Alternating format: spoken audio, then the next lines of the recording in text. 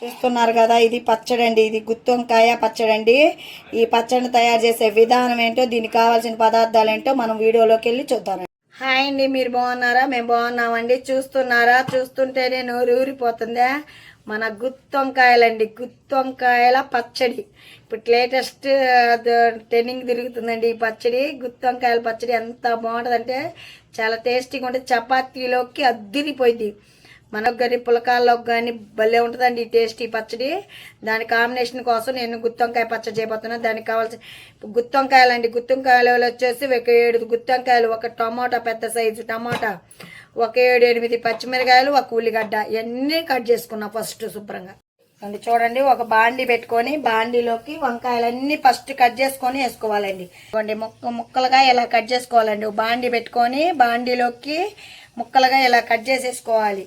వాటర్లో తడపకూద్దండి. వాటర్లో తడిపితే పచ్చడి పాడైపోయింది. అందుకని వాటర్లో తడపకుండా ఇలా శుభ్రం కడుక్కొని కాయ ఇలాగ ఈ కాయ కడుక్కోవాలండి. ఇష్టం పొడుగ్గా ఉంటే పొడుగ్గా కట్ చేసుకోవచ్చు, ఇట్లా కావాలంటే ఇట్లా కట్ చేసుకోవచ్చు. టమాటా కూడా సన్నగా కట్ చేసుకొని టమాటా కూడా వేసుకోవాలండి. ఈజీగా 5-10 నిమిషాలు అయిపోయే మన వంకాయ పచ్చడి అండి. గుత్తి వంకాయ పచ్చడి అండి. చూడండి, ఇప్పుడు కూడా పచ్చిమిరకాయలు కూడా ఇలా తీసుకొని నా చేతితో వచ్చేదండి. మీకు కావాలంటే కత్తితోనే వేసుకోవచ్చు. నేను చేతితో కూడా కట్ చేసేస్తాను. ఇలా తుంచేసుకోవడమేనండి. కూడా ఉల్లిగడ్డ కూడా మనం ఇలా కట్ చేసి వేసుకోవాలండి.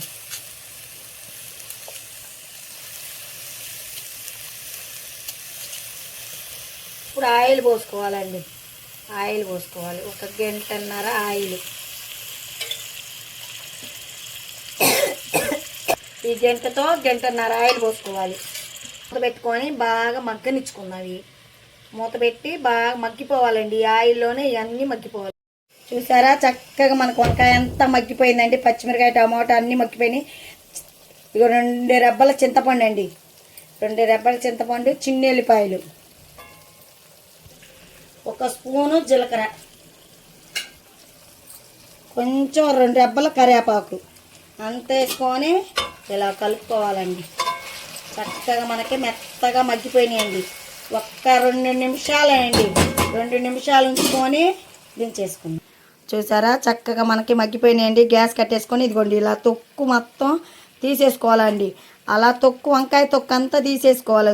దాంతో తీసేసుకోవాలి. మొత్తం ఇలా తొక్కు అంతా వంకాయ అంతా తీసేసుకొని చల్లార్చుకొని అప్పుడు చూపిస్తాను.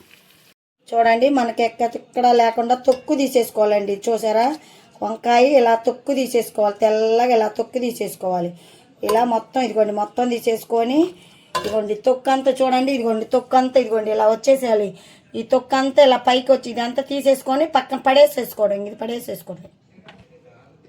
చిట్టికడ అండి, చిట్టికడ పసుపు, ఊరక టేస్ట్ కోసమేనండి పసుపు. చిటికడ పసుపు అంతా. సాల్ట్ అయితే సాల్ట్ మీ ఇష్టం అండి. నేను గల్లుపెత్తనండి కొంచెం వేసుకొని. ఈ పచ్చడి మనం వంకాయ పచ్చడి దీంట్లో రోట్లో వేసే దంచేది కాదండి. మనం మిక్సీ పట్టేది కాదు, ఏం కాదండి. పప్పు గుత్తితో ఎనుపుకోవాలి. ఈ పప్పు గుత్తితోనే ఇలా ఎనుపుకోవాలి. ఇలా ఎనిగితే మెత్తగా అయిపోవాలి.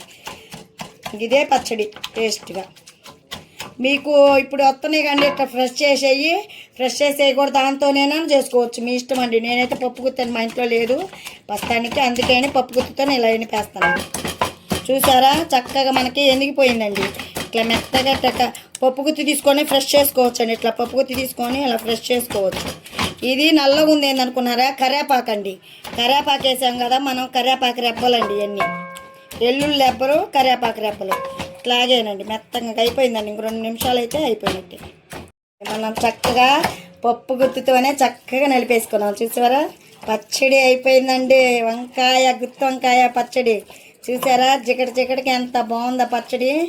ఉప్పు సరిపోయిందామో టేస్ట్ చూద్దాం. చూడండి, ఉప్పు సరిపోయిందామో చూసి వేసుకున్నాం. సరిపోతుంది.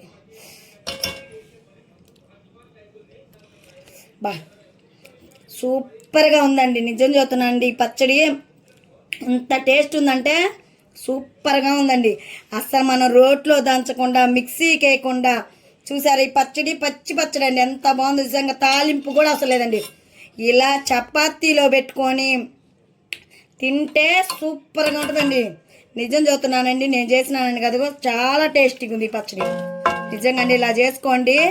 వేడివేడి అన్నంలోకి కూడా సూపర్గా ఉంటుంది. ఎక్కువ శాతం ఇది వేడివేడి అన్నంలోకి కన్నా చపాతీలోకి సూపర్గా ఉంటుంది. చపాతీ పులకాలలోకి అద్దిరిపోయింది పచ్చడి.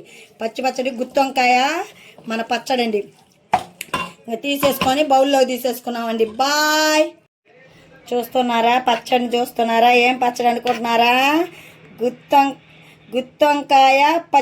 గుత్తొంకాయ పచ్చడి అండి. గుత్తొంకాయ పచ్చడి. గుత్తొంకాయ రోట్లో వేసి దచ్చింది కాదు, మన మిక్సీకి పట్టింది కాదండి. ఇట్లాగే మన పప్పు గుత్తితో